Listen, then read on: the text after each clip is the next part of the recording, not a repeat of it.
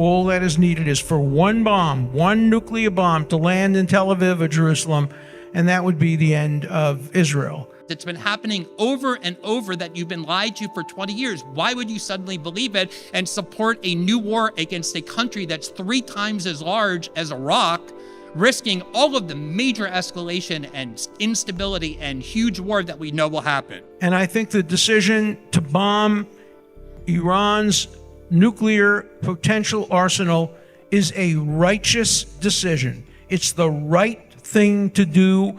It will save lives. This would be the worst of all of those wars because of how big Iran is, because of how sophisticated their military is. And if you thought Iraq was bad, think about what bombing Iran will entail.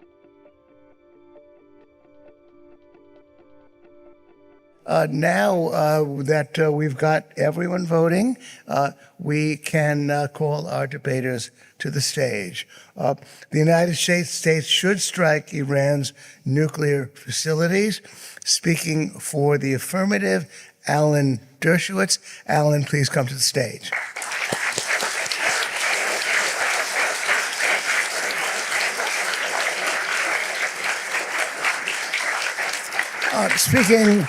Speaking for the negative, Glenn Greenwald. Glenn, please come to the stage.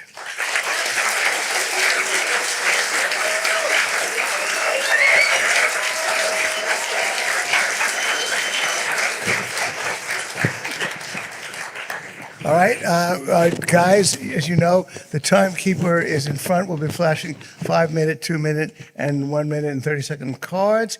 And Professor Dershowitz prefers to use 85-year-old prerogative and do it from his chair. Alan, you have 17 and a half minutes to make your case. Please take it away, Alan. Thank you so much. What a wonderful event. At a time when, as the moderator said, there are too few debates, too many bumper stickers, too many people cheering for one side or the other. Having a great debate about a really difficult subject is so important. Parts of me wishes this was not a debate, wishes it was a discussion, because there are arguments on both sides of this, very, very compelling arguments on both sides of this. It's a very, very difficult question. Anytime a decision is made to take preventive military action that involves cataclysmic consequences and considerations. And so I want to go over why I think the argument here favors taking such preventive military action, though I understand the consequences. We know the risks of taking preventive military action when it shouldn't have been taken. We can call those false positives.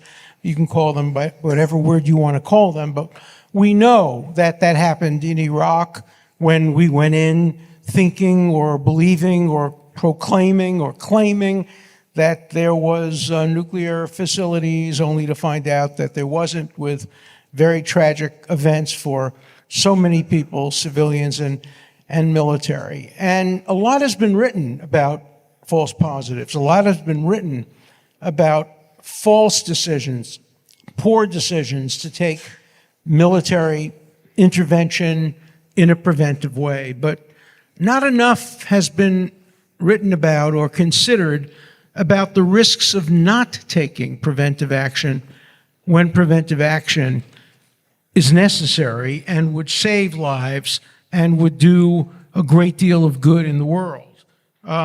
History provides lots of examples of failures to act when action might have prevented catastrophic harms, and I'm going to argue that this is one such situation. Perhaps the most telling example of the failure to act was the failure of Great Britain and France to enforce the Versailles Treaty by taking preventive military action to stop the military buildup of Germany following the First World War. A military attack on Germany in 1935 or 36, when its war machine was still weak, might have prevented the Second World War with its tens of millions of deaths. Joseph Goebbels, who was the obviously propaganda minister of the Nazi regime, wrote about this in his diaries. And I hope you pay very close attention to this one paragraph because it's so critical. Here's what he said. In 1933, a French premier ought to have said, and if I had been the French premier, I would have said, this is Goebbels talking, the new Reich Chancellor is the man who wrote Mein Kampf, which says this and that. The man cannot be tolerated in our vicinity. Either he disappears or we march. But they didn't do it. They let us slip through the risky zone, and we were able to sail around the dangerous reefs. And when we were done and well armed, better than they, he then says they started the war. Of course, Germany started the war, but the point is still the same. The rest we know is tragic history. Germany built up its armed forces without countermeasures by its intended enemies and conquered most of Western Europe, killing tens of millions of people. Most of these deaths could almost certainly have been prevented had Great Britain and France engaged in preventive military action before Germany became well armed. But at that moment in history, when Great Britain and France could have prevented the horrendous harm known ultimately caused by Nazi Germany, there was no way of knowing in advance, predicting the extent of what Hitler will do. History is blind to the future. History only knows the past. Yes, he wrote Mein Kampf, but many conquerors, would-be conquerors, do not follow through on their threats. Recall Khrushchev's threat to bury the United States, yet he backed away from a nuclear confrontation over Cuba. There was no way of predicting with any degree of certainty that Hitler would personally turn his belligerent rhetoric into military invasions of Poland, the Soviet Union, and then, obviously, the Holocaust. As always, it was a question of cost-benefit probabilities. This was a classic case of a false negative, implicitly predicting that Hitler would not do what he in fact did and failing to take actions in order to prevent it. If France and Great Britain had accurately predicted the actual harms, they would almost certainly have taken preventive action, even if the costs were high, because it would never have been nearly as high as it turned out to be in the absence of such action. But, as I say, history is blind.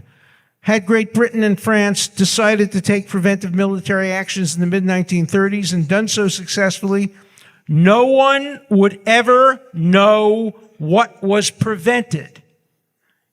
And Churchill, if he had been the prime minister in the middle 30s, and he would have predicted that Hitler would kill tens of millions of people unless he was stopped, he would have been attacked by the international community, by the world. He would have been disbelieved, even mocked, as Clement Attlee was mocked for taking military action against Egypt in 1956. Had Great Britain and France engaged in preventive military action that resulted in, say, the deaths of 10,000 Germans and 5,000 British and French soldiers and civilians, the leaders who undertook such a military adventure would have been condemned as war criminals, because no one would ever know how many deaths they prevented by the sacrifice of those 15,000 lives. Ignorance of the hypothetical future is often the reason for failure to act in the present. Had Great Britain and France acted, everyone would know about the 15,000 deaths that their actions caused, while no one would know about the tens of millions of lives their actions saved. We now talk about the tens of millions of deaths these leaders indirectly caused, or at least made possible, by not taking preventive military action, but we don't accuse them of actually causing these deaths, because inaction that directly leads to death is not generally blamed as much as actions that visibly produce a body count. That is the dilemma of invisible false positives in failing to take military action. A preventive attack would not have been cost-free, and it was not undertaken because the British and the French did not accurately predict and assess the cost of not acting. The result was catastrophic and preventable. I believe we're at that moment now. If the United States, with or without the support of Israel, or Israel with the support of the United States, were to take preventive military action to destroy Iran's capability of creating a nuclear arsenal, deaths would result.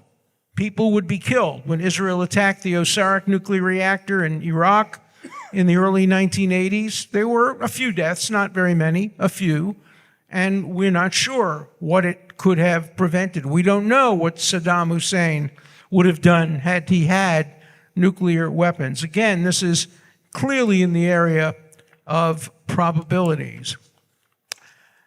But I believe, and I think many military analysts believe, that Iran would keep its promise. Remember, the former president of Iran, Rafsanjani, who was more liberal than the man who died this morning, and more willing to consider making peace, Rafsanjani stated back a few years ago that if Iran were to develop a nuclear arsenal and bomb Israel, it would be the end of Israel, because Israel is a one-bomb state. All that is needed is for one bomb, one nuclear bomb, to land in Tel Aviv or Jerusalem, and that would be the end of Israel.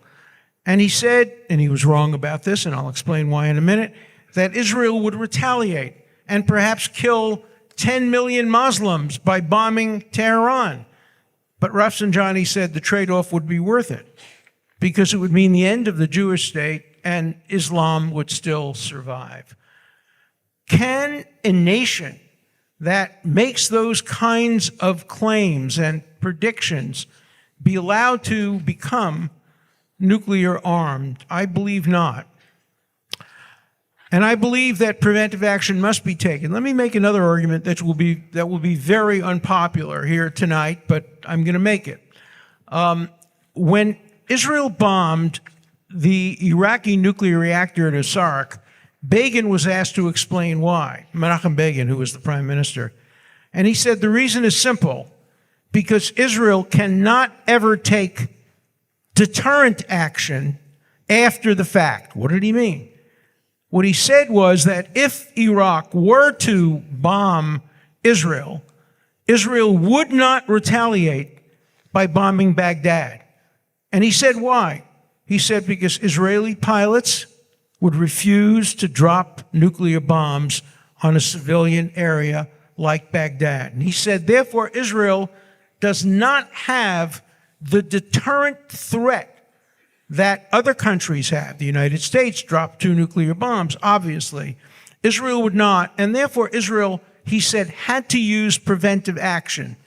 And he wanted that to become a precedent for all future Israeli governments. We're talking about the United States now, but we're talking about the United States in combination, obviously, with Israel. Neither country could probably, or would probably do it alone.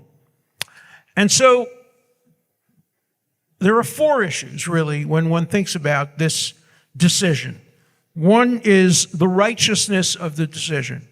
And I think the decision to bomb Iran's nuclear potential arsenal is a righteous decision. It's the right thing to do.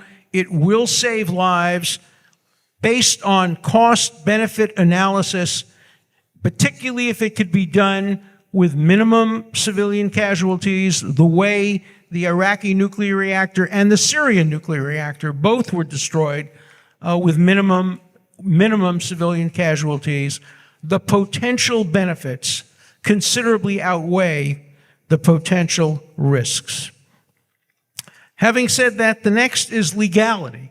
And let me talk about legality. I would ask, if it were a smaller audience, for a Trivial Pursuit question, but I'll ask it and then answer it.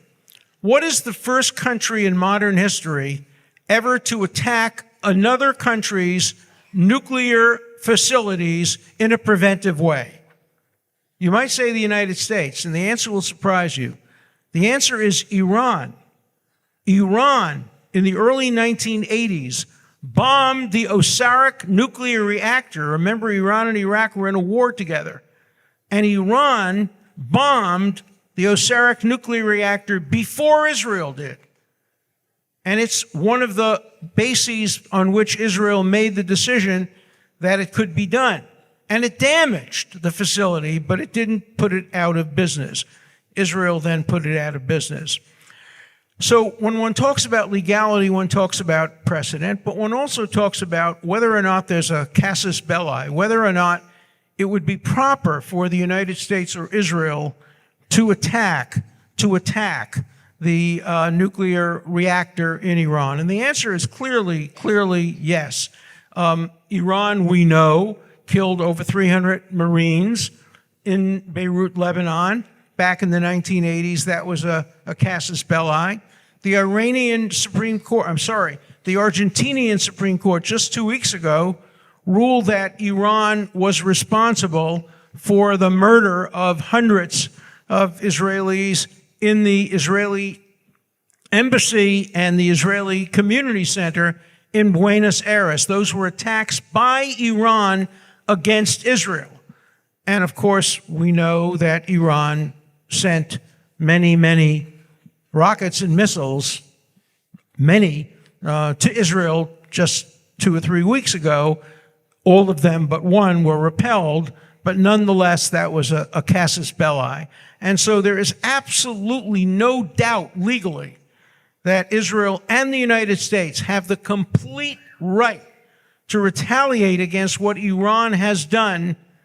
It doesn't have to base it even on prevention, although prevention is a strong basis for it. But it has the right to do it in a retaliatory way as well. And so we're now left with the likelihood of success and the ramifications. I am not an expert on military action, so I can't really comment on the likelihood of a success. Israel and the United States would not undertake such an action unless it thought the likelihood of success was very high. And then we finally move to what is maybe one of the hardest questions, the ramifications. What would happen? The Middle East is aflame. It's aflame more this morning than it was last night with the death of the former president of Iran. We know that Iran has sworn to the destruction of Israel. Of course, it calls the United States the great Satan and Israel the small Satan. And so the ramifications are unpredictable, and the ramifications of inaction are unpredictable. And so I will not sit here and tell you that I am absolutely certain, that I am positive that it's the right action to take. I will tell you that based on what I know, and I've spoken to many of the leaders of both of our countries, that the risks of inaction in this case, the risks of Iran actually crossing the threshold and developing a nuclear arsenal is so much greater than the risks of North Korea or Pakistan or China or Russia having nuclear weapons. After all, Iran is the greatest transmitter of terrorism around the world. It has as its surrogates organizations like Hamas and Hezbollah, which would never hesitate for one moment to use nuclear bombs against the United States and against Israel. So on balance, though I concede right away it's a close question, I am in favor of a surgical, strategic, military attack that was designed and could succeed in preventing Iran from crossing the threshold into developing a nuclear arsenal. Thank you. Yeah. Thank you, Alan. Glenn Greenwald will take the podium. 17 and a half minutes. Take it away, Glenn.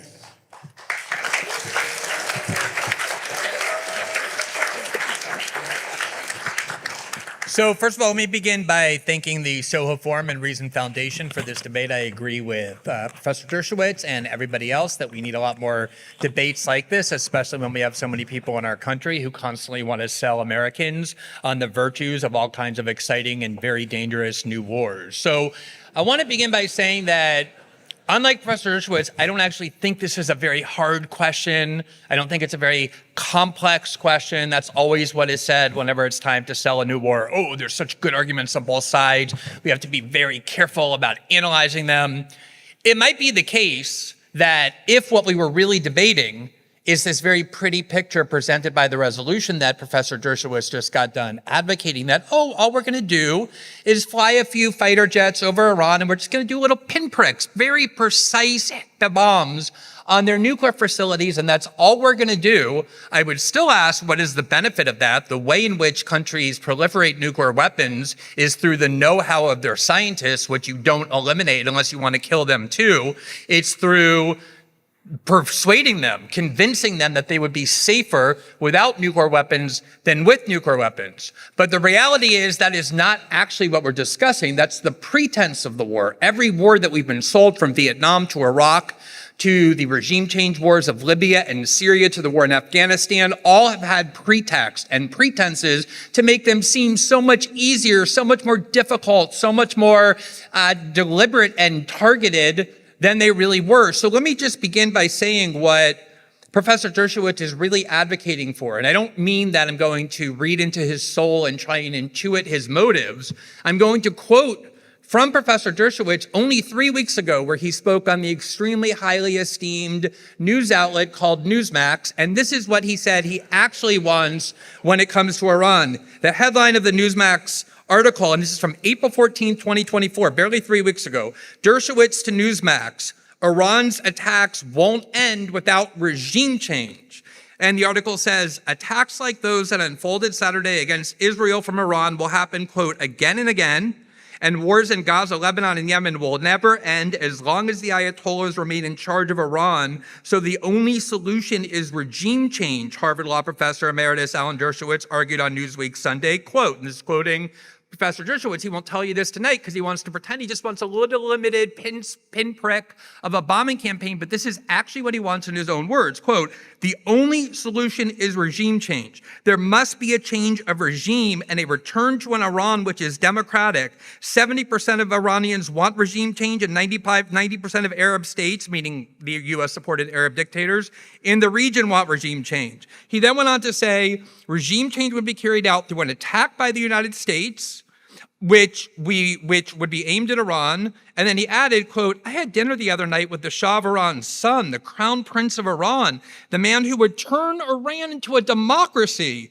if the people of Iran were allowed to vote and return the Shah's family to the rule. But it's not going to happen if the United States does not do a regime change on Iran. So it's not that he just wants a regime change operation on Iran. He wants to reinstall the Shah of Iran's son in the name of spreading democracy and freedom to Iran, just like we did to Afghanistan, just like we did to Vietnam, just like we did to Iraq. And you see what happened there. This is exactly the same propaganda, the exact same mentality, the exact same interest at work. Now, just to remind you, to say that I'm going to return democracy to Iran by reinstalling the regime of the Shah's family, of the Pahlavi regime and dynasty, is like saying, oh, I want to bring freedom and democracy to the world by making Mohammed bin Salman not just the head of Saudi Arabia, but of the entire world. The whole way that the Shah of Iran was installed in the first place was that the Iranians had a democratically elected government that the United States didn't and the West didn't like because it was becoming too nationalistic. It was threatening to nationalize oil reserves and use the proceeds for the benefit of the American people. The CIA overthrew that democratically elected government and planted one of the most brutal and savage dictators the world has ever seen, which is the Shah of Iran, who killed and murdered and put into prison every single dissident and ran that country with an iron fist until there was a revolution in 1979. That is what's really going on here. The reason people like Alan Dershowitz and the CIA and the West wanted to install the Shah and love the Shah and want to return the Shah into Iran isn't because they love democracy and want to spread democracy to the Middle East. It's because the Shah of Iran was a very close ally of Israel and a very close puppet, a very obedient puppet of the United States. And that is what this entire Middle East framework is about, is taking out the leaders who are democratically elected, making sure that the people of the Middle East have no say whatsoever by imposing dictators on those countries which we support and prop up, as we're doing in Saudi Arabia and Egypt and the United Arab Emirates and Qatar and Jordan.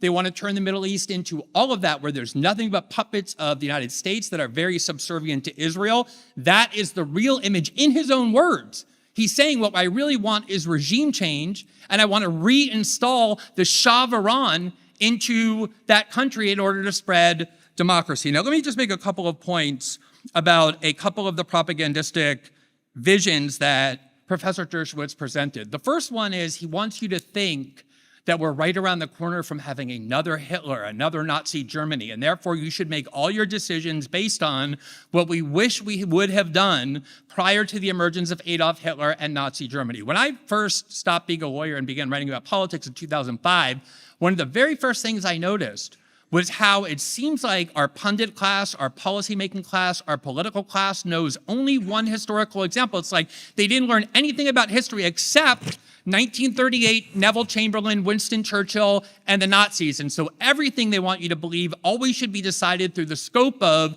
the Nazis are coming, Hitler has returned. Now, there's a phrase in law, which I'm sure Professor Dershowitz at Harvard has taught his students, that says, bad cases make bad law. In other words, if you're deciding everything based on some extreme case that's very uncommon, you're going to make very bad decisions for other cases that are more common. We have been told over the past 30 years that every single leader we want to go to war with is the new Hitler. We heard that about Saddam Hussein. We heard that about Ho Chi Minh. We heard that about Assad. We heard that about Gaddafi. We hear now that about Hamas, that Hamas is worse than the Nazis or worse than ISIS. We've heard that about Muammar Ahmadinejad, who, if you probably don't remember that Hitler, he was the one who left after serving 2 terms, which the Constitution required. This is the standard propagandistic framework they always tell to you to scare you into thinking that the new Hitler is about to come and therefore we have to take action. But what makes Hitler Hitler, what makes the Nazis Nazis, is that it was a singular evil, unlike things we've seen in history either before or since. And so to let our government or pundits or warmongers scare us all the time into believing that the new Hitler is coming, we're again facing Nazi Germany, is to make extremely bad decisions, always in favor of war, because of course, who wouldn't want to go kill Hitler before he became Hitler? And that's what they want you to think, but that's not actually what we're facing.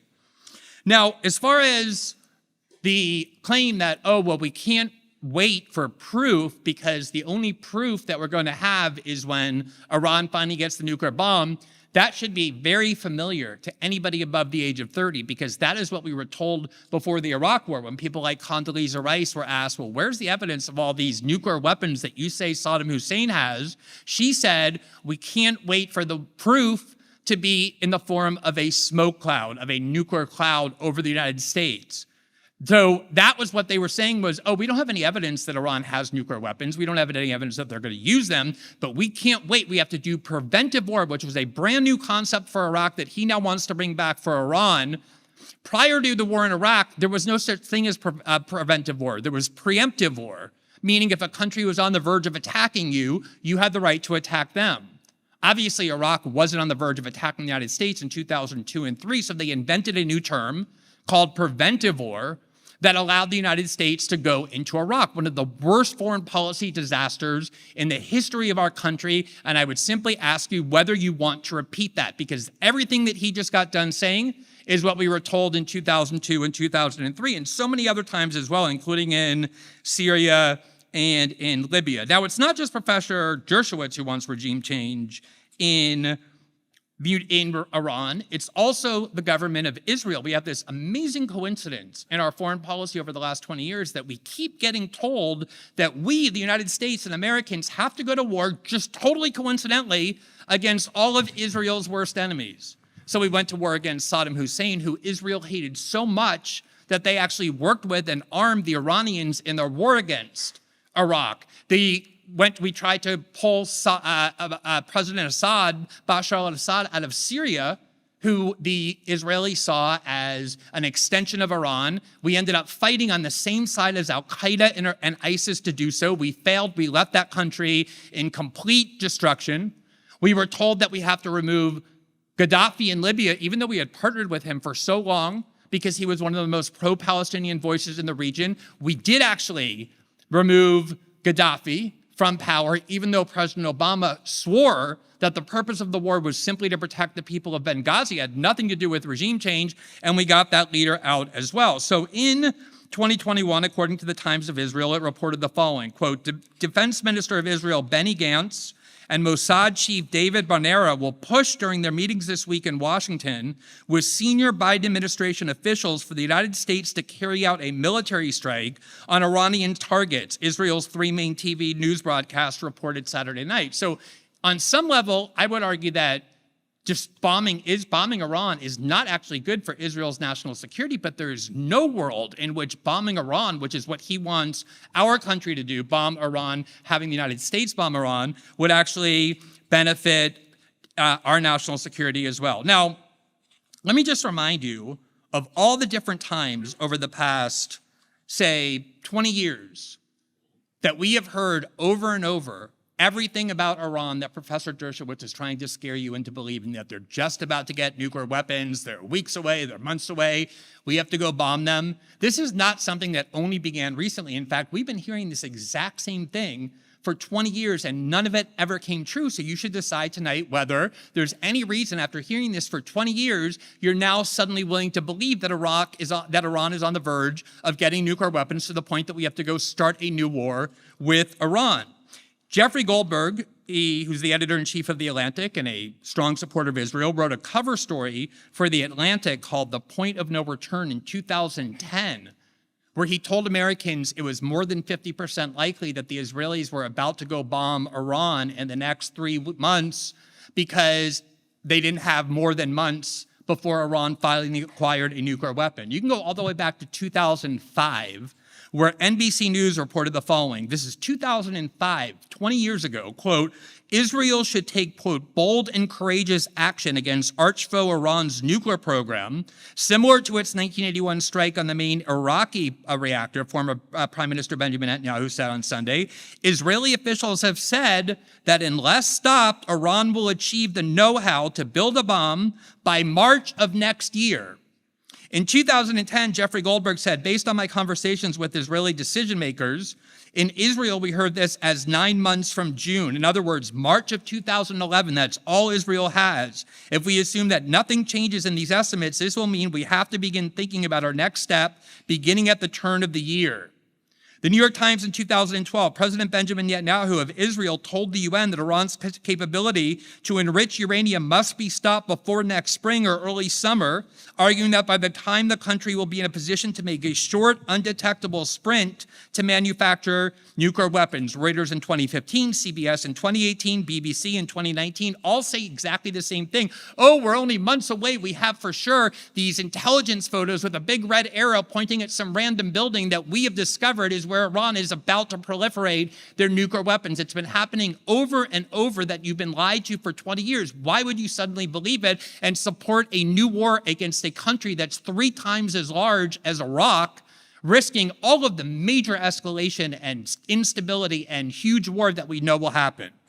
Now, if you want Iran not to build a nuclear weapon, there is a very easy way to do that, which is to signal to them that the safest way for them to reintegrate into the international community is by agreeing not to build a nuclear weapon in exchange for having sanctions lifted. That was the Iran deal that President Obama did in 2015. And according to the Congressional Research Service, in April of 2024, just a month ago, when he was telling Newsmax what he really wants is a regime change in Iran, they documented how during the entire Iran deal, when sanctions were lifted, Iran never took any steps to build a nuclear weapon beyond what they were allowed to do. They had everything open to inspectors. They were always doing exactly what that agreement called for. And it was only once that deal was terminated, which the Israelis and many Israel supporters in the United States urged President Trump to do, did we begin again hearing that they were close to nuclear weapons. The 1981 example that he cites often about when Israel bombed Saddam Hussein and the Iraqi reactor is the perfect example. Prior to 1981, there was almost no evidence Saddam Hussein had an active nuclear program. It was a very vague aspiration. What drove Iraq to try and get nuclear weapons was precisely the fact that Israel attacked them. That's the message we send to the world all the time. If you have nuclear weapons, if you're North Korea or if you're Pakistan, we won't mess with you. If you give up your nukes, though, the way Saddam Hussein did, or the way Gaddafi did, that is when you're vulnerable to regime change. We've created a world where the incentive is to get nuclear weapons through the kind of aggression and militarism that he advocates. According to a Washington Post op-ed by defense official Colin Kahl, he said, and he cited several academic studies, that after the 1981 bombing by Israel in Iraq, quote, the Iraqi nuclear program increased from a program of 400 scientists and $400 million to one of 7,000 scientists and $10 billion. And this is what we've seen over and over, that when you, as the United States, say, we're going to rule the world by force, we're going to go bomb whoever we want, that sends the signal to the world that you better get nuclear weapons. That's the only protection against that. But when the United States cooperates with countries and reaches deals with countries and opens up those countries like we had with Iran, that is when the world becomes much safer. That is when you take away the incentive for countries to get nuclear weapons. Bombing Iran will have no effect on their nuclear capability. Maybe it'll set it back by a year or so. And then what are you going to do, bomb them again? You're going to increase the incentive for them to get it. But what I can guarantee you will happen is that exactly what we saw in Iraq, there will be destruction throughout the region. Even Tony Blair, one of the most vocal advocates of the war in Iraq, admitted that the main result of invading Iraq was to create instability and a vacuum of power in the region that gave rise to ISIS. And you can look at every study, including from the Brookings Institution, from all kinds of think tanks that usually are not shy about supporting war. And what they will say, they will have a long list of horribles about the kind of infiltration and fire that will set out in the Middle East if we do something like try and a little pinprick on Iran. Even if that were in the most ideal world was our goal, that will not be the result. We saw what Iran did by Israel. He forgot to mention this when he was talking about Iran sending those missiles over to Israel. It was preceded by something that happened, which was Israel went to Syria and bombed a consulate of Iran, something that every country would react to that way. The more we attack countries in the Middle East, the more we destabilize the Middle East, the more death and destruction we bring with no benefit, the more we try and cooperate and bring a world of peace, the less threat of nuclear weapons you will find. Thank you. Thank you.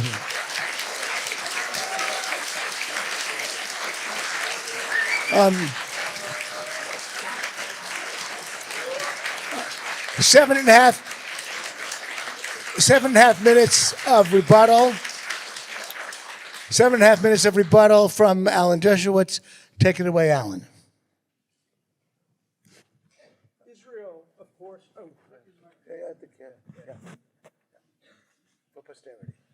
Israel succeeded in its attacks on both the Iraqi and the Syrian nuclear reactors with minimal casualties, and neither Syria nor Iraq has continued to develop nuclear weapons. The Middle East is a lot safer because of Israel's surgical attacks, careful attacks, very, very cautious attacks on both Iraq and Syria's nuclear reactors. Now, I would love to see Israel be able to cooperate with Iran and work out a deal and try to avoid them getting nuclear weapons or a nuclear arsenal without an attack. That would be far, far better. But it's just not going to happen. And there are some very, very thoughtful people who now honestly believe that Iran is just months away from having a nuclear arsenal and enough bombs to destroy Israel. And of course, we know that Iran operates through surrogates. It operates through far less responsible organizations such as Hamas and Hezbollah and the Houthis and others. And the idea that any of them would get nuclear weapons is so potentially disturbing to world peace that it's worth at least considering what the realistic options are. If Iran does develop a nuclear arsenal, it will change everything in the Middle East. It will change everything in the world. And remember, because Iran is a theocracy which bases its decisions on the leaders of the Ayatollah, a kind of cataclysmic approach which focuses more on the world to come than on this world, is not beyond the realm of dispute. And the question is a question of probabilities. Nobody knows for absolute certain. Nobody knows with any degree of prophecy. You know, the Bible says that, or the Talmud says the prophecy ended with the destruction of the Second Temple. And so we're left with a world of probabilities. And one has to ask what the worst probabilities are. And the question is, what would be worse? A preventive attack on a nascent Iranian a nuclear arsenal, or leaving it alone and allowing Iran to develop a nuclear arsenal which would change everything in the Middle East. You know, we heard my distinguished opponent talk about how many times Israel thought about bombing Iran, but they've never done it. They've never done it, not because they didn't have the capacity to do it, but they were waiting for a much higher level of certainty and a much higher ability to do to Iran what they did to Iraq and Syria, and that is to destroy the nuclear potential without endangering civilians. For example, in Iraq, I think one civilian died. An Egyptian who was not, a French technician who was not supposed to be at the Osiris reactor. It was on a Saturday or something like that, or a Friday when they were supposed to be home, and accidentally he was there. And if it didn't totally destroy, it set back the Iraqi nuclear program for many years. In fact, it's never been renewed again. And so it is a question of probabilities. And yes, I favor regime change in Iran. Iran is the most dangerous country in the modern world. It is the modern day Nazi Germany. And the potential for Iran using its aggressive behavior, which it now assigns to surrogates, and doing it in a more direct, effective way. Remember that Iran sent hundreds of missiles to Israel just a few weeks ago. Imagine if a half a dozen of them were nuclear tipped. Every country has the right of self-defense, and regime change would be good for the vast majority of Iranians want regime change. The only reason there is Ayatollah regime in Iran is because it's a despotic regime. It's the furthest thing in the world from democracy. And so if the Iranian regime could be changed, look, I don't want the Shah, I don't want anybody close to the Shah to be the leader of Iran, but you have to choose between evils, and you have to choose the lesser of the evils. And I have to tell you, the Iranian regime was less bad on a scale of really bad under the Shah of Iran, and it would be much, much less bad under his far more liberal and far more accommodating a son than it would have been under the Ayatollahs. So, you know, we don't live in a world of good, better, best. We live in a world of bad, worse, worser, worsest, and intolerable. And all I'm trying to do is move it from intolerable to not so bad. And that's the risk that would be incurred if the United States were to take a preventive action. And I think in the end, when you think about what the world would look like if the United States didn't, and Israel together, didn't take preventive action, and if Iran were to develop a nuclear arsenal, which it would then allocate to its even less responsible surrogates, such as Hezbollah and Hamas and the Houthis, or a world in which Iran were deprived of the ability to create a nuclear arsenal? And it's a hard question. I disagree with the opening statement of my distinguished opponent that this is not a hard question. It is a very hard question. And I hope and pray we don't ever become in a situation like occurred in after Nazi Germany, where we regret not having taken action. In Nazi Germany, we had enough information and we learned to regret, and it cost millions and millions and millions of lives. I hope we never get to that situation where we look back at this debate and we regret not having taken the action that I advocate we should take. Thank you, Professor. Yeah.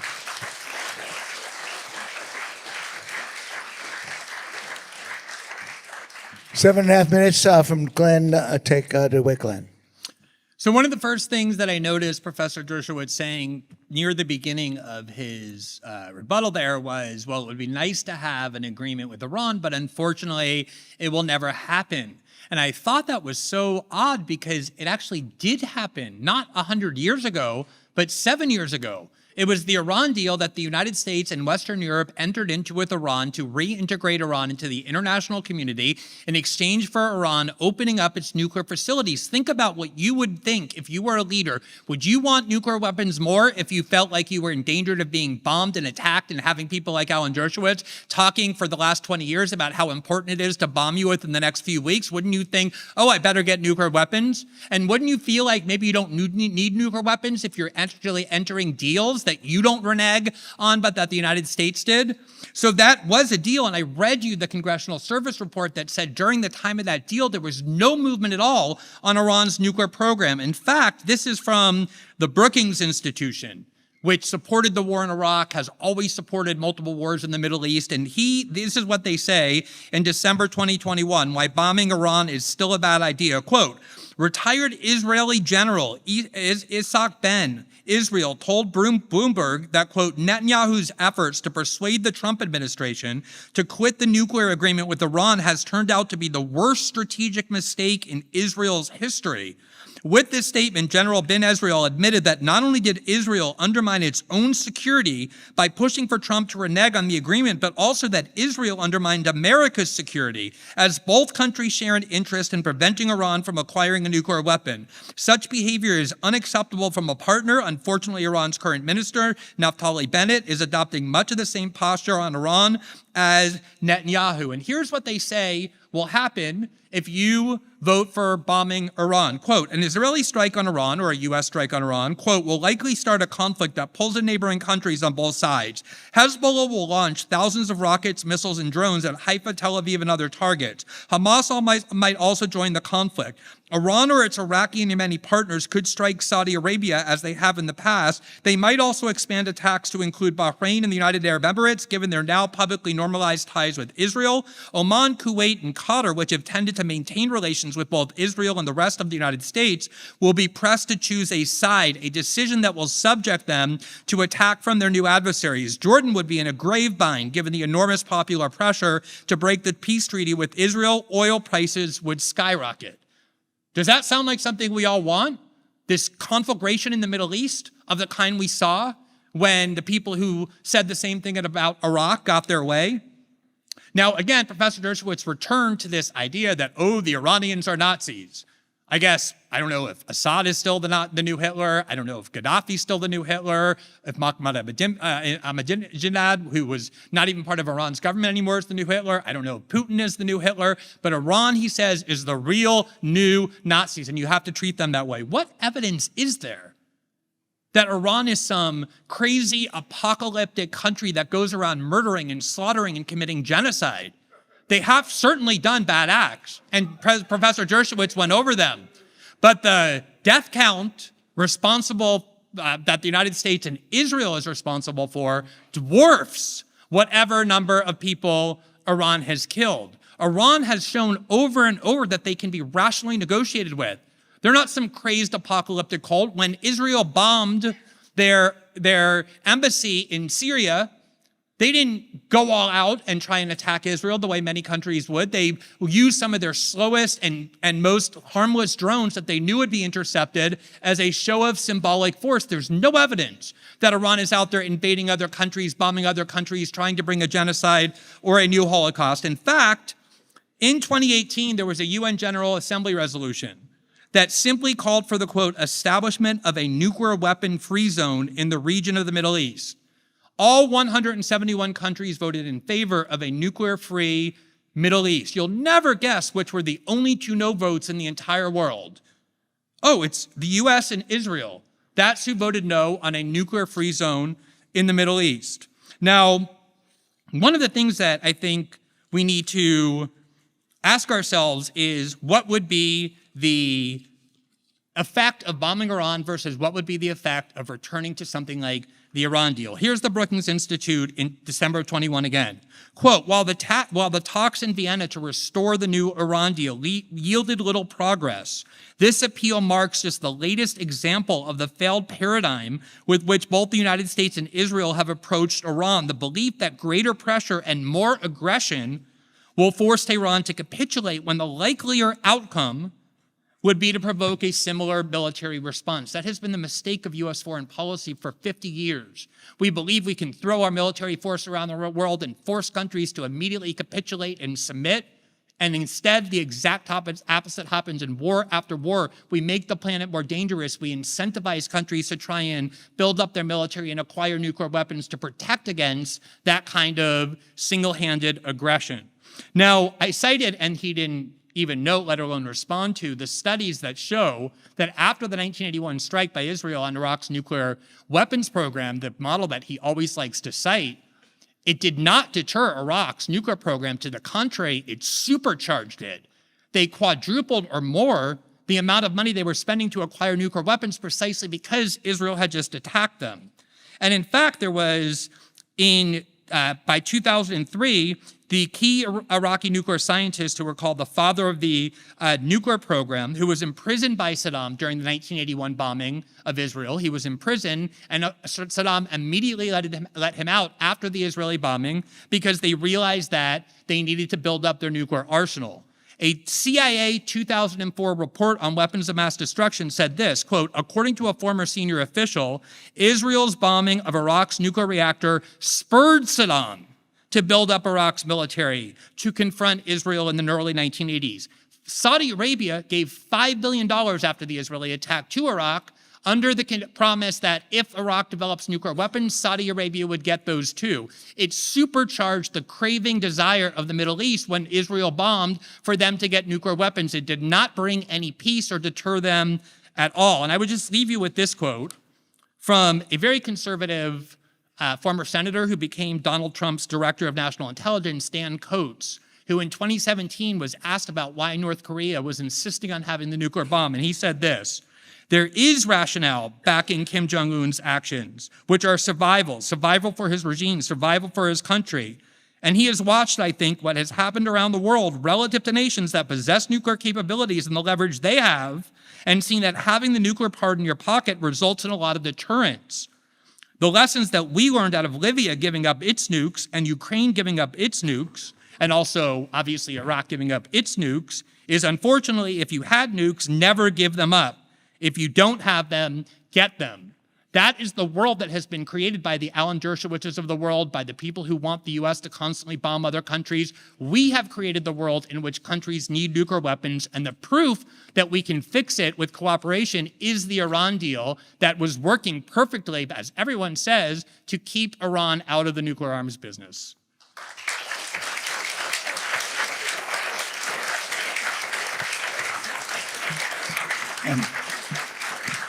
We now come to the Q&A portion of the evening. There are mics over here and over there. We run this rather loosely, and first, at any time, the debaters can ask each other a question, and if you want to exercise the prerogative now, guys, please quiet down a little bit. Excuse me? I know we have 30 minutes. I know we. What? We have a 30-minute, thank you, Jane, for prompting an old guy. We have 30 minutes for questions. However, we will allow the debaters to ask each other a question. If you would like to exercise that prerogative now or a bit later, we've got a lot of people lined up with questions. Either one. Alan, do you want to ask? Say that again? Do you want to ask Glenn a question? Oh, I want to ask him a lot of questions. Is that okay? Then maybe you want to leave the audience to ask it, or what do you want to do? You want to waive that, or you want to do it now? Go ahead. My first question, was the world and was the Middle East a better place or a worse place under the Shah, with all the horrors and all the terrible things that the Pahlavi family and the Shah has done? Was the world safer, a better place under the Shah or under the Ayatollahs? I mean, the only reason why that question would be relevant is because if Professor Dershowitz's real goal in pretending to convince you he wants a pinpoint strike on Iran's nuclear program is in fact what he's admitted, which is a regime change I want in Iran. that. And then the question becomes, do we want to once again have the CIA impose a savage and brutal dictatorship on Iran? I guess the question for whether the world was better off under the Shah was who you are. If you were Israel and the CIA, outstanding. I would love the Shah if I were Israel and the CIA. He did the United States' bidding. If you were a dissident in Iran, if you were somebody who was religious in Iran, if you were critical of the government in Iran, things were extremely grim for you because dissidents were savaged and brutalized in prison, and that was why there were so many people who overthrew them. Let me ask you a follow-up question. If there were an open and free election today in Iran, would the Ayatollah be elected, or if there were an election, even as you put it, between the brutal Shah and the nice Ayatollahs, who do you think would win the election in Iran today? I didn't say the Ayatollahs were nice or nice Ayatollahs. Who would win the election? I think that Who would win? I'm not a pollster even in the United States. But you're talking about democracy. Who would win? I don't think we know what the population. But hold on. You can't just constantly interrupt. What I want to say is that if you look at history, what you will find is that the world is worse off, and the countries are worse off when we in the United States, working with Israel, go into countries and impose the governments that we want on those countries. There's hardly anything that I can imagine more brutal and savage and bad than that. So certainly I wouldn't want to live under the rule of the Ayatollah, but I also don't want Israel and the CIA picking Iran's leaders for it. But all right. Do you want to ask a question of Alan? I have a question for Professor Dershowitz, Sure. if I could. Sure, please. No question? Or you want to ask a question? Do I want to ask? Yes, I definitely want to ask a question. Lay the question, ask it. Okay. So the resolution that we're debating, that we're asking everybody to vote on, is that the United States should go and bomb Iran's nuclear facilities. But isn't it true that the reason you want that is because you actually want the United States and Israel to go in, as you told Newsmax 3 weeks ago, and facilitate? You want to remove the government of Iran and replace it with the more pro-Israel government, right? That's your real goal. No, there's no question that it's a two-step process. I want to make sure, first of all, that be very clear about it. I want to be very clear that first step is if the current Iranian regime remains the regime, I don't want them to have nuclear weapons. But if we could bring about regime change, I would prefer that to bombing or destroying the nuclear reactor. We wouldn't have to. The Shah was oppressing his own people. He wasn't trying to export Islamic oppression to the rest of the Middle East and ultimately to the rest of the world, because he calls the United States the great Satan. So yes, I would like to see regime change. It would be good for the Iranian people, and you haven't answered the question. What if it were true? What if it were true? Right, so Hypothetically, no, don't interrupt me. Hypothetically,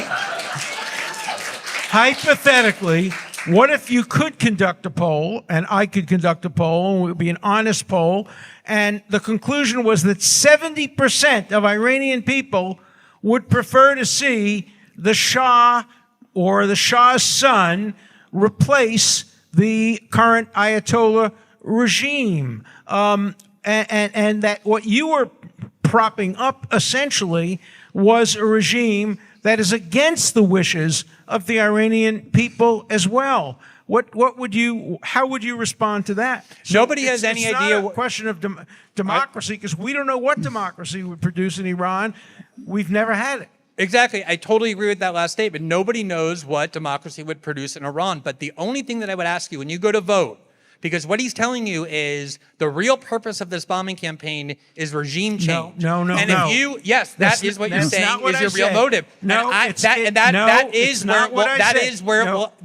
where it will end up, because there is. Hold on. Okay, but let me answer. There is no plan that would actually achieve any benefits that they want to achieve without removing the current Iranian government. That's what he said to Newsmax, was the only way we can achieve these benefits that we're trying to achieve is if we change the government, even though the current government had an agreement with the United States that was working. So I would ask you, it wasn't working. When you go to vote on whether or not you think that the United States' efforts over the last 50 years to bring regime change to the world or to bomb other countries in this world has turned out to be good for those countries, has turned out to be good for those regions, and has turned out to be good for the United States. And if you think the answer is yes, vote with him. Go vote with him to have another one of these kinds of wars, because that is what he's advocating. I don't care how you vote. Okay, that's okay, up to you. Wait. That's Look, wait, excuse me. Professor Dershowitz. I want to respond. Professor Dershowitz, we do care how you vote, but you want to respond to that. I just want to respond to that. Okay, respond, and then I want to do prerogatives. There are two independent goals. One does not depend on the other. I think it will be very difficult to achieve regime change. That's why I want to make sure that the current regime doesn't have a nuclear arsenal. The second stage, which is a desirable thing for the people of Iran and for the world and for the Middle East, is to have regime change and to introduce some form of democracy to Iran. Okay, we heard with about elections and not theocracy. I just, my moderator's prerogative to ask two brief questions, one of each. Glenn Greenwald, do you disagree strongly with those who claim that the record shows that Iran is Nazi-like toward Israel and wishes and wants and would further the goal of destroying Israel as a state? Do you agree with that view or disagree? I think Israel hates a lot of its enemies. They hated Saddam Hussein. They wanted him gone. They wanted Syria and Assad gone.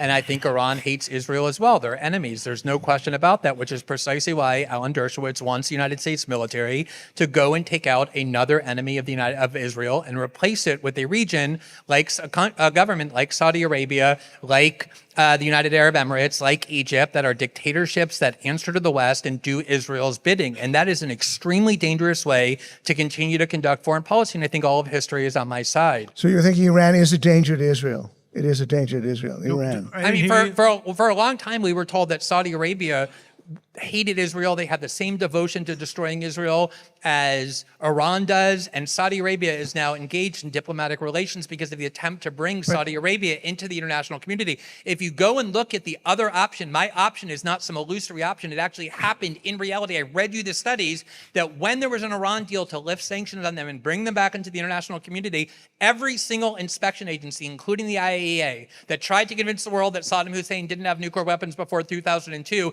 says that Iran gave up its nuclear aspirations, was allowing inspectors into those facilities, and that's what I think is a far more promising option than starting another war in the Middle East. Don't you actually think,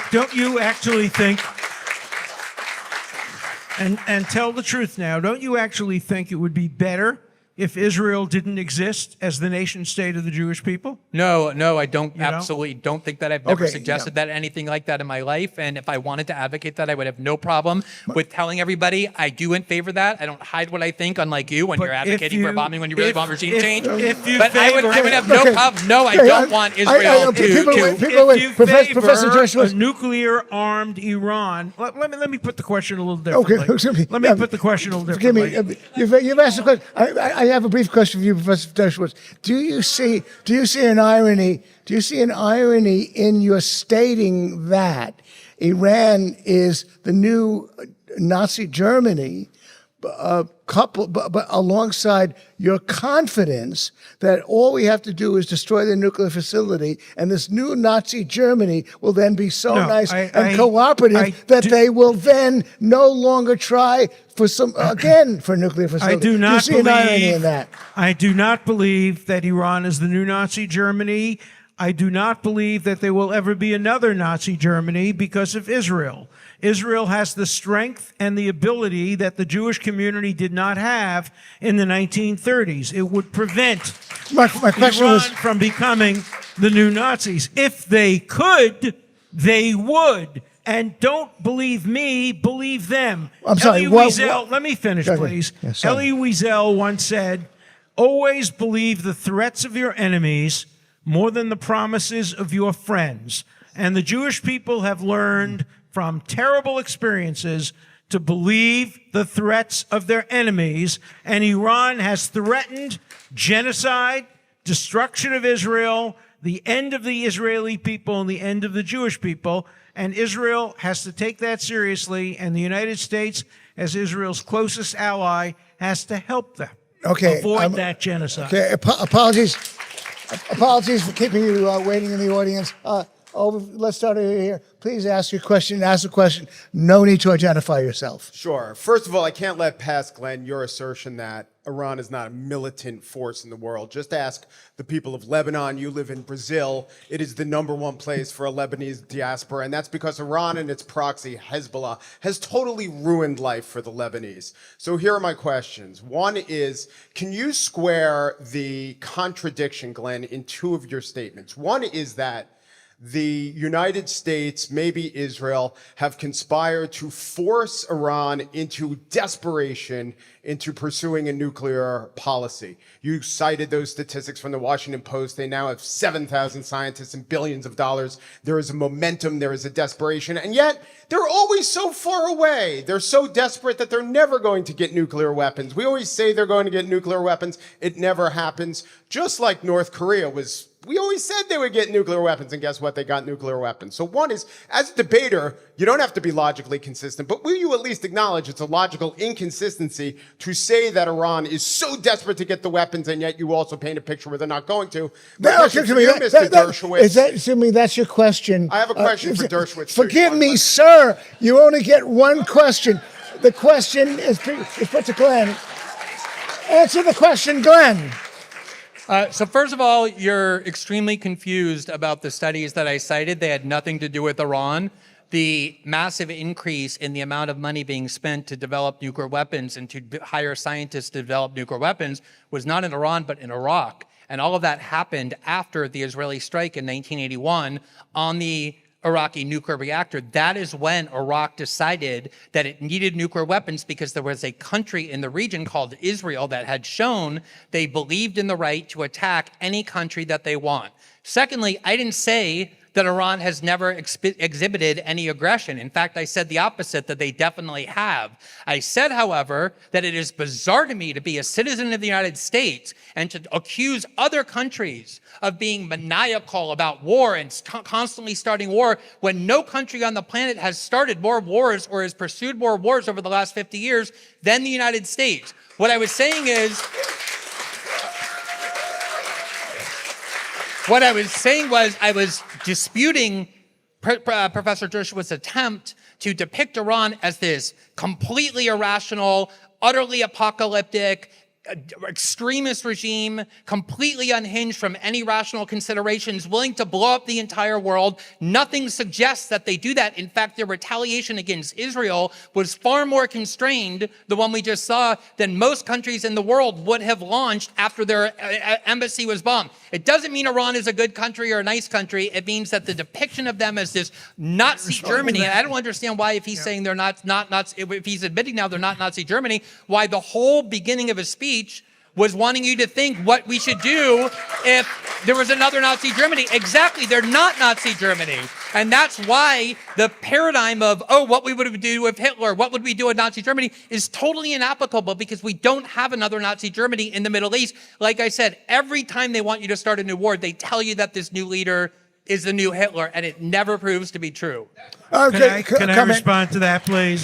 Comment Can I from- respond to that? Okay. Yes, and that's what we always do. Mr. Greenwald said that that Iran knew that its drones would be intercepted.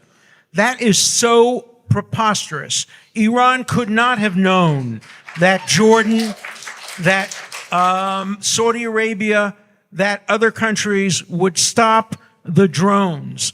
They intended to murder civilians all through Israel, including Arab civilians and Israeli civilians. And he says the reason was because Israel bombed the embassy. No, Israel didn't bomb the embassy. It bombed a building that was distantly associated with the embassy that was being used as a military headquarters. And let's remember who started that.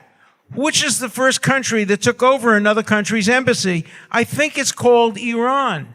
And it started with the Ayatollahs taking American prisoners, hostages, American diplomats hostages.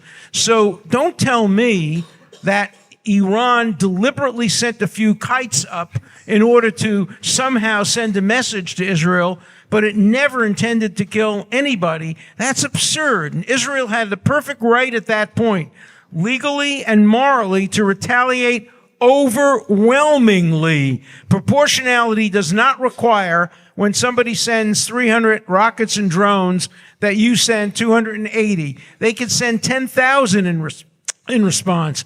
What proportionality means is that when you're attacking a target that has both civilians and military, that you have to evaluate the military value of the target against the civilian casualties that were anticipated. Iran declared war on Israel by sending all those rockets. Thankfully, Israel, Jordan, the United States, and other countries deflected those and prevented all these deaths from occurring. But you cannot sit here and justify the claim that Iran did not want to kill Israelis, that it sent these hundreds of drones knowing they would all be miraculously stopped. Can you justify that? Yeah, what I want to say is if Iran has such a primitive army that they're not capable of landing even a single missile inside Israel because all they have is a bunch of crappy drones and slow missiles that can be removed from the sky by Jordan and by the United Arab Emirates, then they're hardly an imposing country. The reality is that Hezbollah... All you need is one to get through. Alan, please. One, that's all you need. Hezbollah has hundreds of, tens of thousands, probably hundreds of thousands of highly sophisticated missiles pointed directly at every single major Israeli city, including Tel Aviv. If Iran wanted to do a kind of response against Israel that you're suggesting they wanted, they had that capability and they didn't because they're a rational, restrained country that didn't want to end up in a world war. I know. The only rational, restrained countries are America, Israel, and the West. That's what your media tells you all the time, so I know that you believe that.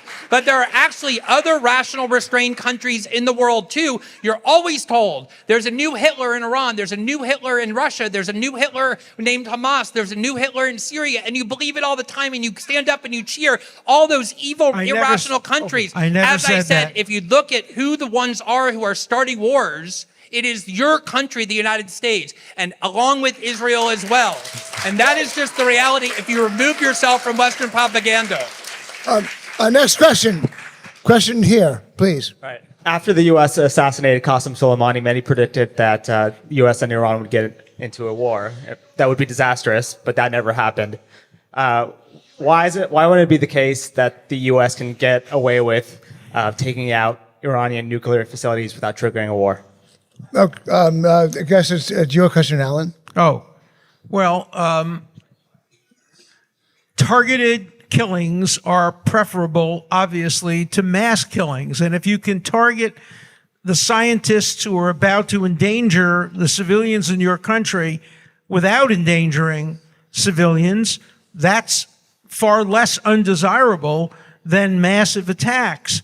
And Israel did manage to, and the United States did manage to kill people who are in charge of terrorism from countries, and Israel did manage to destroy the North Korean nuclear facility that had been sent to Syria with minimum damage and no retaliation.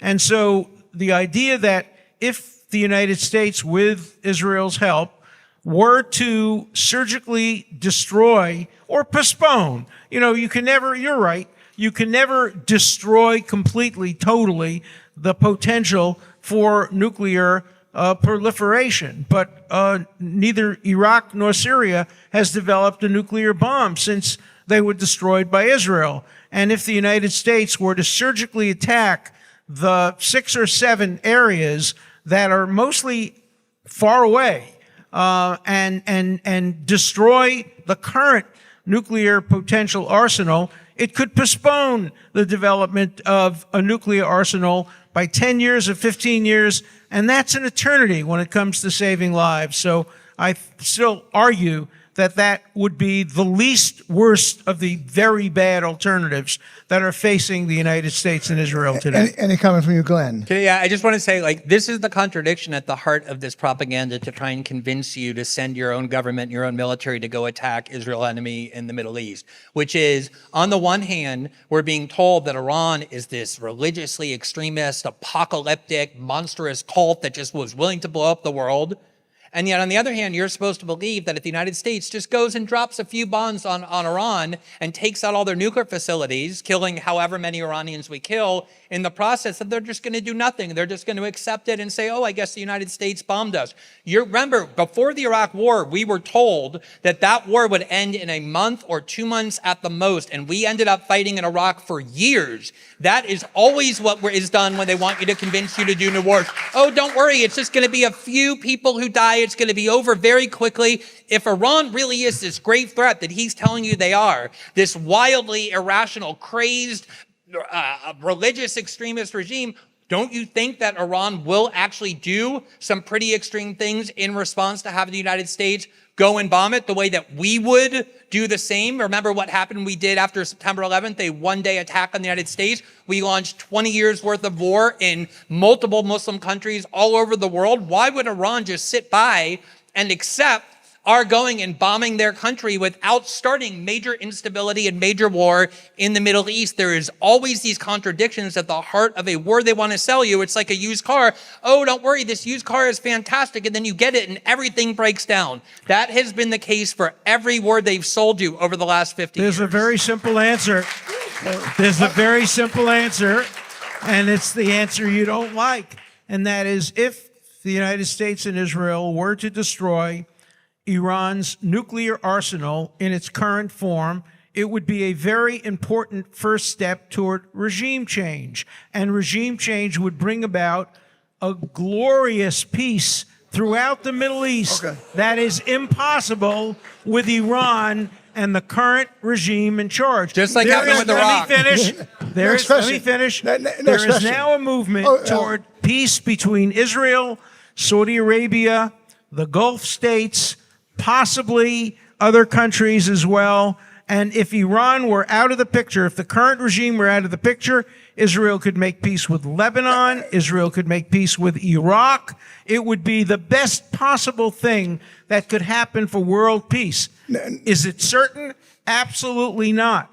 But is it fairly certain that if Iran remains in power and develops a nuclear arsenal, we're in for a catastrophic reaction in terms of not only the Middle East, but in many other parts of the world. Next question. The question is the risk-benefit ratio. Okay. I think this is a hard question. Glenn thinks it's an easy question. If you agree with him, it's an easy question. Vote for him. All right. Next question. Good evening, gentlemen. My question is for Professor Dershowitz, and it touches on some of the necessary practicalities. The Iranian nuclear facilities like Natanz are deeply, deeply buried, quite possibly beyond the reach of conventional ordnance. That's right. And if the only reliable way, as you said, was to strike them, would you be willing to see the U.S. conduct a nuclear first strike? No. Undoubtedly resulting in fallout spread by the prevailing winds? No, absolutely not. I don't think either Israel or the United States should have a first strike nuclear attack. And that's why Israel asked the United States for bunker busting bombs that are conventional, but that can burrow through the ground and destroy the vast majority of the potential arsenal. Would it be complete? Of course not. But I would never favor either the United States or Israel taking a first nuclear step unless it were absolutely necessary to their self-preservation. Then how would you get at those facilities that he just referenced were so far underneath the surface that Bunker-busting bombs. Okay, so let me just say that you can paint a very glorious, optimistic, sunny picture of any war. And what I would hope you will do is look at all the studies that I read that said what caused, more than anything else, a desire for nuclear weapons in the Middle East was when Israel did the kind of strike that he's talking about doing in Iran, in Iraq, because the more you signal to countries that they are going to be vulnerable without nuclear weapons, that is when they say, oh, if I were North Korea, they wouldn't be attacking me. If I were Pakistan, they wouldn't be attacking me because they have nuclear weapons. That's what provides this nuclear arms race, is creating a militarized world. That's just dead wrong historically. The reason the Saudis want a nuclear arsenal now is to protect themselves against Iran. If Iran didn't have nuclear potential and be just months or who knows away from a nuclear arsenal, the Saudis would not be asking for it and the Emirates would not be asking for it. So it's exactly the opposite. Next question. A world without nuclear weapons. And you talked before about how everybody voted for a nuclear-free zone except the United States and Israel. Of course, because the United States and Israel are the only countries in the Middle East that have nuclear weapons. What do you expect? Of course, countries without nuclear weapons are going to vote for a nuclear-free zone. That doesn't take a lot of intelligence. Next question. Yeah, this question is for Alan Dulles. Alan Dershowitz. So, considering we have 30,000 U.S. troops, servicemen and women in the Middle East, in Jordan, Syria, Iraq, UAE, how many of these servicemen and women are you willing and comfortable to sacrifice for Israel? I'm not going to answer. In the immediate retaliation that Iran is definitely going to take, and with its militias in the region against our U.S. American servicemen and women in the region. You have forfeited your right to ask me a question by calling me Alan Dulles. I'm not going to respond to name calling.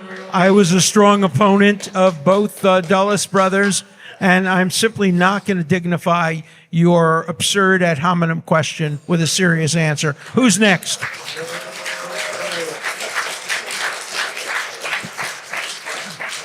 I don't support that ad hominem, but I do want to make a comment about the substance just very quickly, which is that when I keep talking about what happened with the Iraq War, I just want everyone to remember that Iran is a country 3 times as large, with far more sophisticated military capabilities, not just inside Iran, but all throughout the Middle East. And if you thought that the Iraq War was going to last 2 weeks and you saw it last for 15 years because of the willingness of people to react when their own country is attacked and bombed and defended, what Iraq was able to do was a tiny fraction of what Iran will be able to do and likely will do all throughout the Middle East, including, as the questioner suggested, where our own soldiers are. This is a fantasy war he's selling you and not the real war, as we've seen throughout history over and over. It's so easy to make claims about the future, but none of it has ever happened in the past. We've never had a dream war like the one he's selling you. So please look at history and see what happens when we do these things. That assumes no regime change.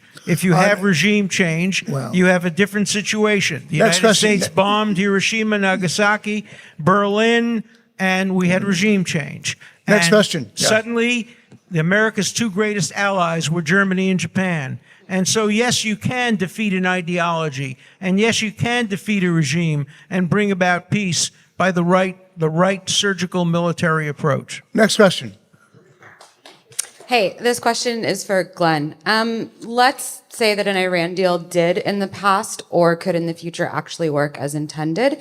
The last time around, it didn't stop the IRGC from murdering political dissidents, raping women as political punishment, and hanging gay people from ropes in the town square.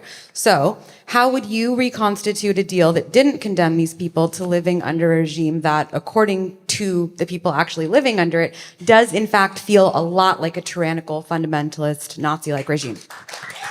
So I guess I would say to you that if you think the United States should go around the world changing all the regimes that are extremely barbaric and repressive to its people, we shouldn't only do Iran. Some of the countries that are No, but closest, how about ones that some of the export countries that are terrorism? closest, Alan, let him to- finish his answer. Some of the countries that are closest Alan, to the you'll- United States, the ones that he has been citing as the good countries, the one he wants to replicate, like Saudi Arabia.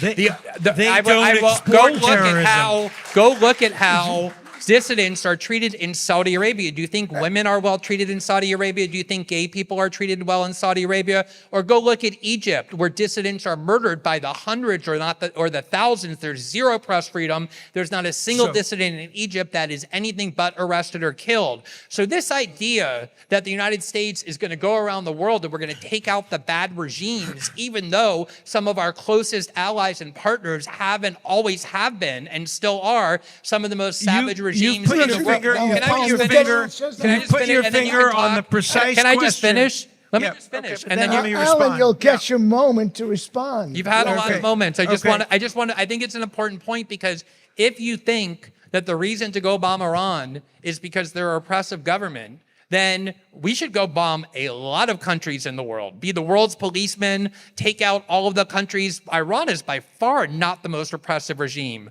on the planet. They're extremely repressive. You do not want to be a dissident in Iran, that's for sure. you've put your But there are a finger- lot of countries that are at least as bad, if not worse, including the ones that he wants to replicate in the Middle East. The reality is he doesn't care, and the U.S. government doesn't care if a country is dictatorial or tyrannical. We have supported and installed dictatorial regimes all throughout the world. We don't care if a country is free. What we care about is let me whether the please respond. dictatorship serves the interests of Israel and the United States. So and you that put- is what okay, regime you- change is about.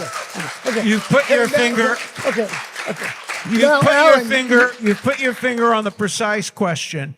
In a world where we judge things not by good, better, best, but by worse, worser, worsest, and unbelievably bad, the question is, what's worse? A country like Saddam Hussein's, where he oppresses its own people, and which is terrible. And we shouldn't have gone to war with Saddam Hussein. We went against the wrong country. It should have been Iran, or a country which exports terrorism around the world. And if you're going to be a policeman, you don't police people for what they do to their own citizens. There are courts for that. There are international courts.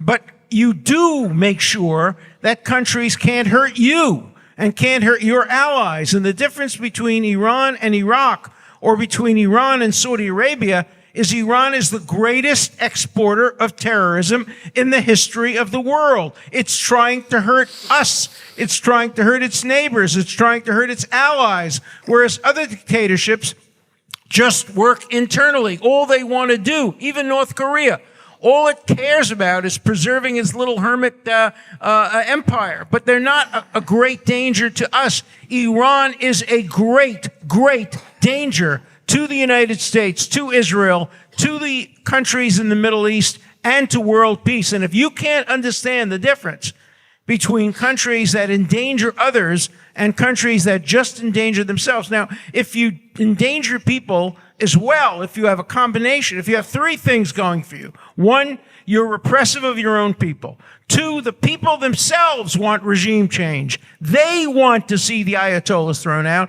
And three, they pose a great danger to other people. That trifecta is the perfect recipe for regime change, not to try to protect people from themselves. No, we shouldn't have regime change in Saudi Arabia because they don't endanger us or the people around them, but we should have regime change in Iran because they fit those three criteria. Can I just very quickly, I'm sorry, I want to get to all the questions, just very quickly.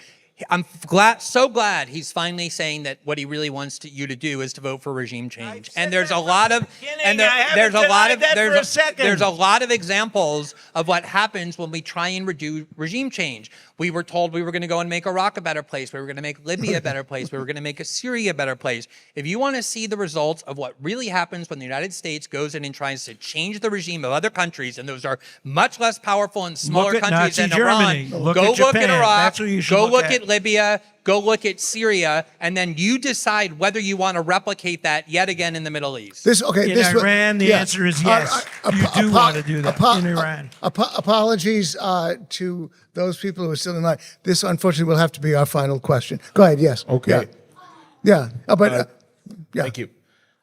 So look, ever since post-FDR, we've had a policy of kind of advocating for a first strike. After FDR died and we built the nuclear bomb, Bertrand Russell actually advocated for the United States to bomb the Soviet Union before they were able to develop the nuclear bomb as a way of proving moral superiority. And then you've had people like Henry Kissinger afterwards who, in their NSSM 200, blankly call for depopulation and that the United States has to take the role of starting wars and coups around the world. What's your question? To keep the population in check. What's your question? What is your question? Here's my question. We are influenced by neoconservative thinking of what you're saying that we need to attack first. Therefore, don't you think Putin should attack the United States first, given that, we're funding and arming Ukraine? So doesn't your logic, Mr. Dershowitz, also apply to the other countries that we are going after? I want an answer to the question. Excuse me. We heard your question. Okay. How many men and women would you commit, American soldiers would you commit? Sorry, your question has been asked, sir. No, it's a hard point. Obviously, we do have great risks when we engage in any kind of preemptive or preventive attack. That always is the case. What I'm here to tell you is that there are great risks in not taking preemptive and preventive action. Those great risks were manifested by the outbreak of the Second World War, which was eminently preventable if we had just enforced the Versailles Treaty. And so I think we have to always carefully balance when we take preventive action. And the three criteria that I have talked about, it seems to me, satisfy those concerns. Okay, namely, you mentioned have to those. make sure the people themselves in the country want regime change. You have to make sure that the people in the country are deeply, deeply oppressed, and you have to make sure that the country is posing a great, great risk to others. And yes, there is the possibility that if you establish prevention as a paradigm, other countries will do the same. I'm about to publish a book called The Preventive State, How to Avoid Cataclysmic Events Without Giving Governments Too Much Power. And I go through all these issues about when it's appropriate to take preventive action. And I acknowledge it's a difficult question. The difference between us is I acknowledge it's hard and difficult and nuanced, and my distinguished opponent seems to think it's okay, just I'm going to do something question. politically incorrect and announce that we have an Iranian in the House who would like to ask the final question. Take it away, Miss Thank you so Miss much Iran. for making the exception for me. My question actually has a few different sides. I'm probably one of the just few, if not the only Iranian here tonight. It's only one question, please. Yes, of course.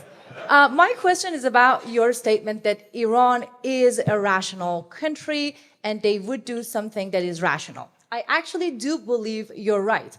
What I have in mind is your understanding of their rationality. They are the enemy of the United States as they are the enemy of Israel. It's not one way or another, it's both of them. I was personally took out of my schoolyard in front of 300 people just because I didn't chant this to America when I was 13 years old. So are they a rational country? Yes, they are. But are you going to like the rational? I'm assuming not. I think your question has been clear. It's intended for Mr. Greenbaum. Or Greenwald, yes, go ahead. So obviously, every time the United States wants to attack a new country, there are always dissidents or exiles from those countries. We constantly heard from Iraqi exiles during the run-up to the war in Iraq who would appear and say, I hate my government, and they often hated their government for very good reason. That does not change the fact, and I have no doubt that people who live in Iran are repressed. I mean, that is not even a debatable point, just like my people, question is not about the rational. I'm going to get to your point. Because your argument is based on the fact that there are Please. rationals. They're not. Miss, you asked your question. Yeah. Okay. If there are all kinds of oppressive regimes in the world that will produce exiles. You can hear from Saudi exiles, you can hear from Egyptian exiles, you can hear from Emirati exiles, you can hear from exiles from South America and from Asia and all over the world, people who leave their country and say that their government is repressive, and it's absolutely true.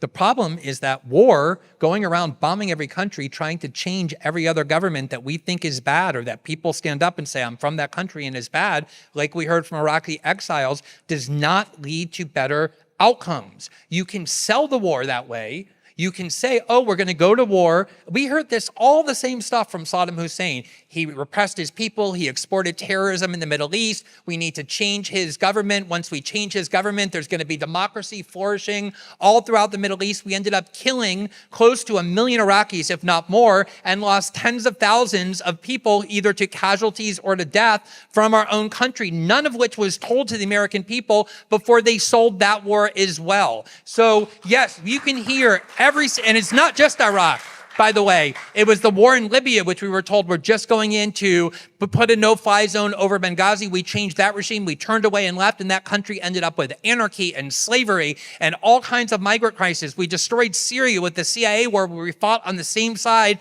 as Al-Qaeda and ISIS because there were Syrian exiles saying Assad is the greatest dictator. We were told, no, Assad is the new Hitler.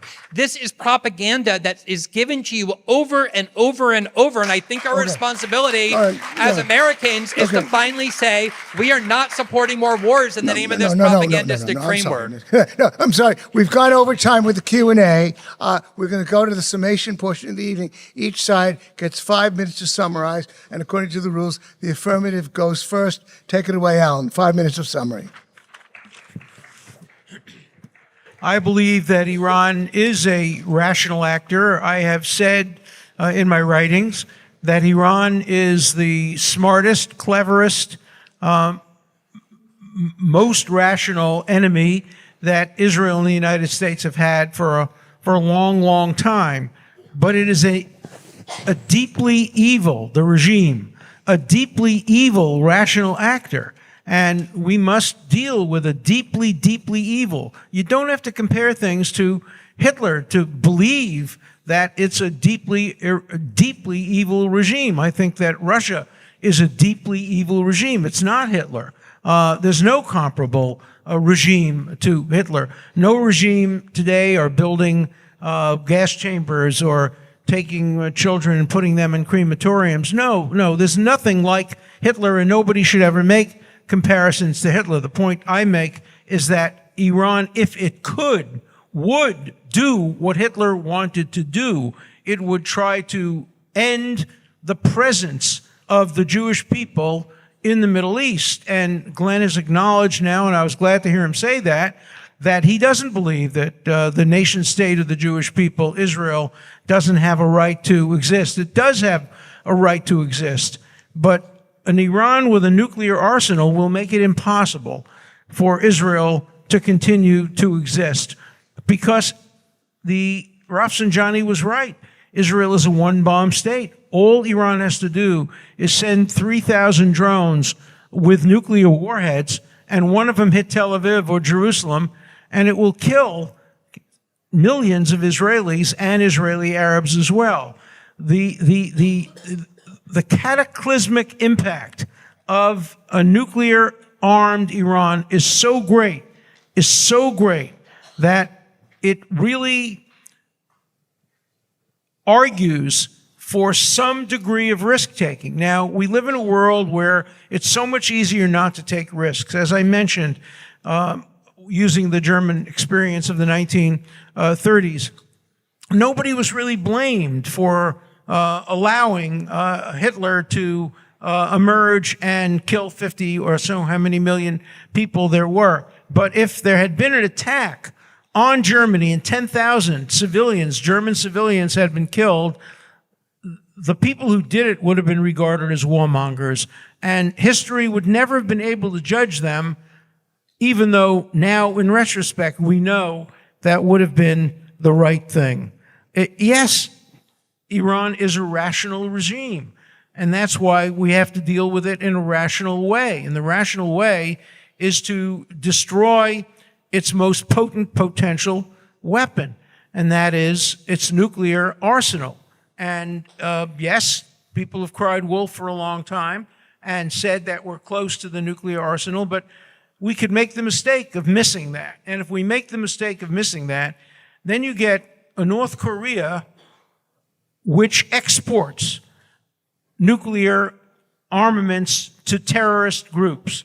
And so, on balance, it's absolutely essential that we think hard and make the right decision here. And again, I want to end as I started by acknowledging this is a very difficult issue, and one should not move toward any kind of preventive war without taking into account all the risks. And Glenn is right in outlining all these risks. There are real potential risks in taking preventive action against Iran.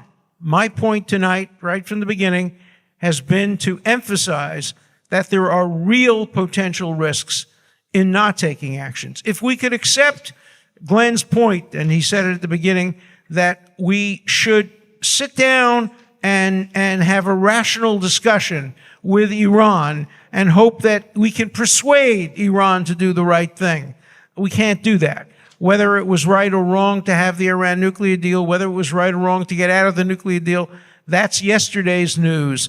What's essential now is to live in today's world and to compare the risks of taking no action with the risks of taking what is a potentially dangerous action. And I'm here to argue that although it's a close case, the costs of being wrong by not taking action exceed the costs of being wrong in this case by taking surgical military action. Thank you.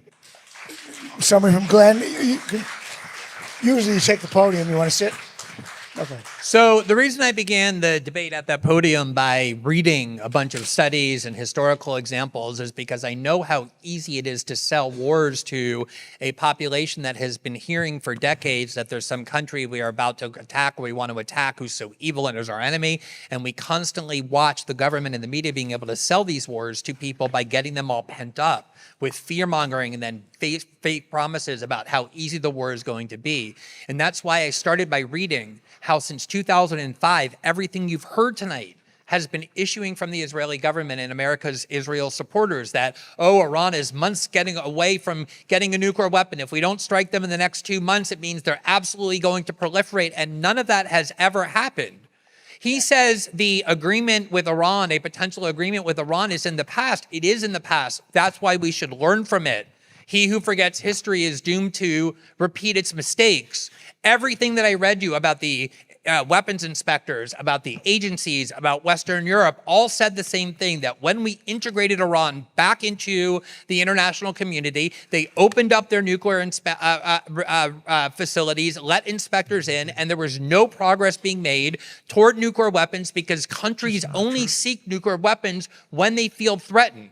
That was the example I focused on so much because I knew Professor Dershowitz would rely on it so much, hold it up as the model that he wants to show you. Oh, look, Israel struck the Iraqi facility in 1981. Let's do it again.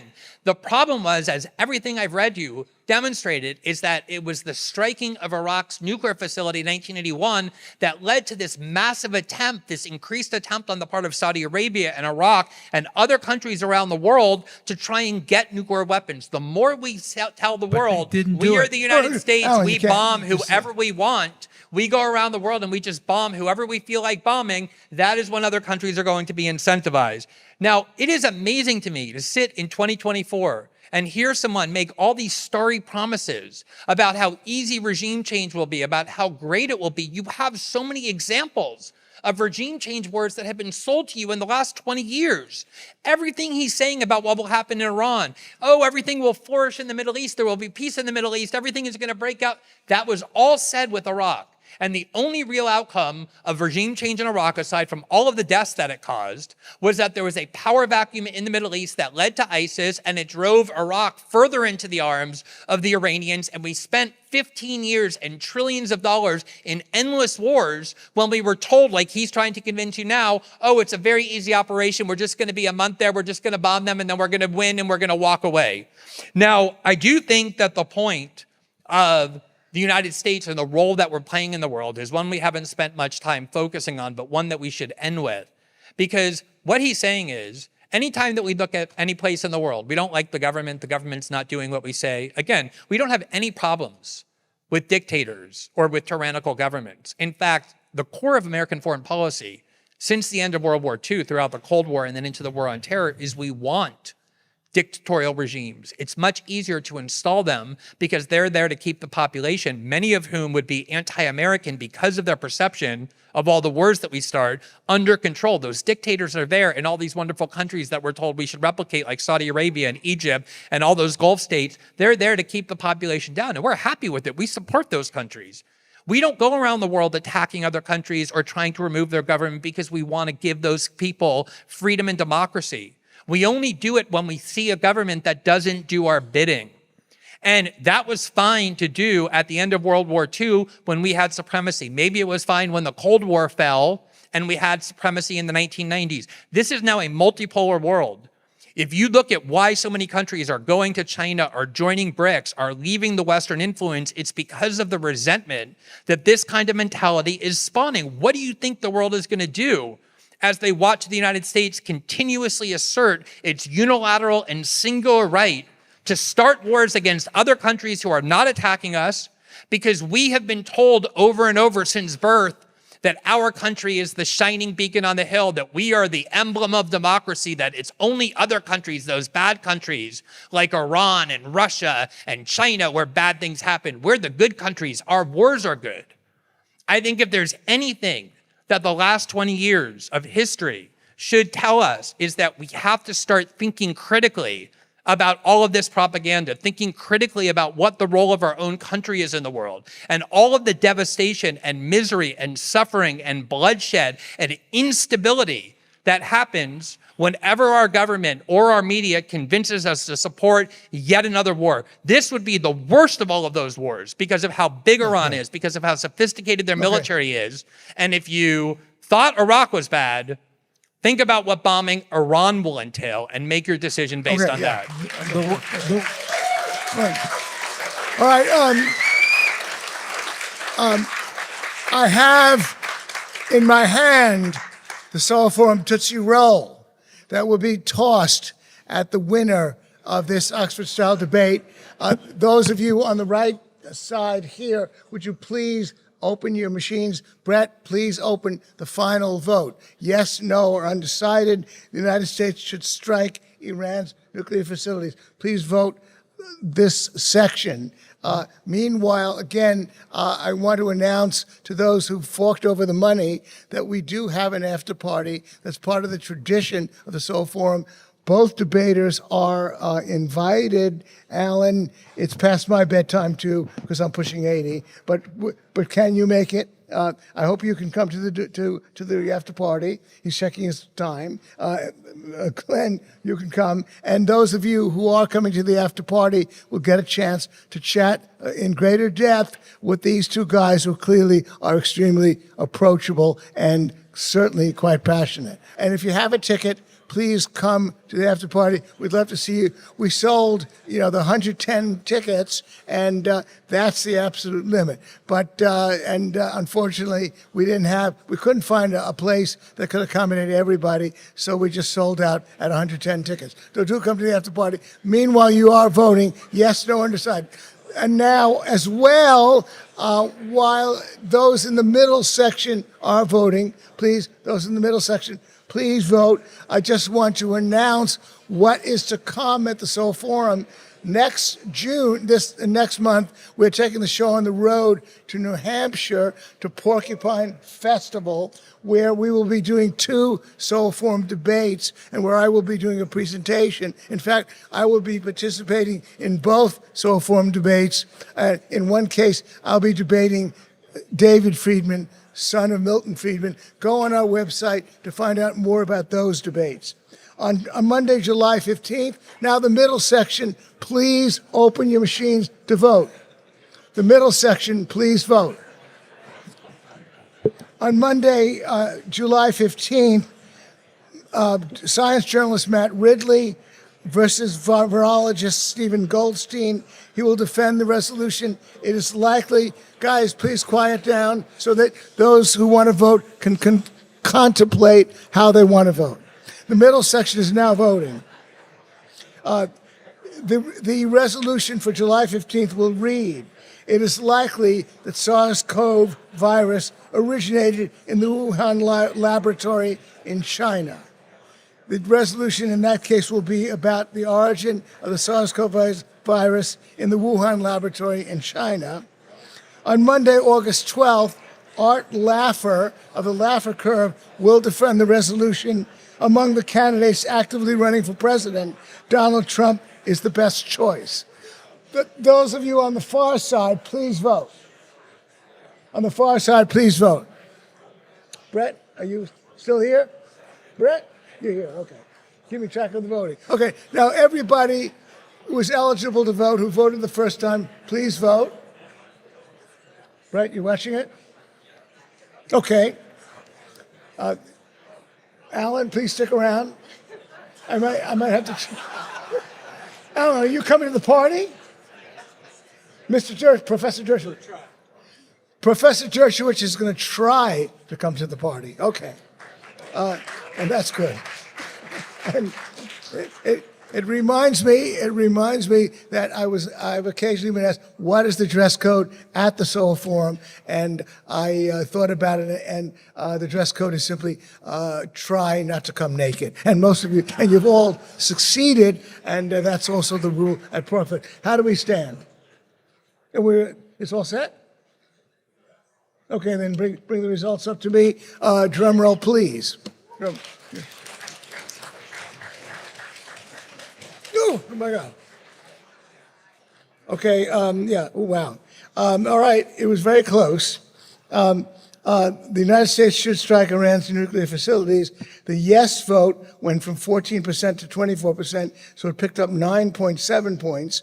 The no vote went from 56 to 66, so it picked up 10 points for a rather narrow win, but it does mean that Glenn Greenwald gets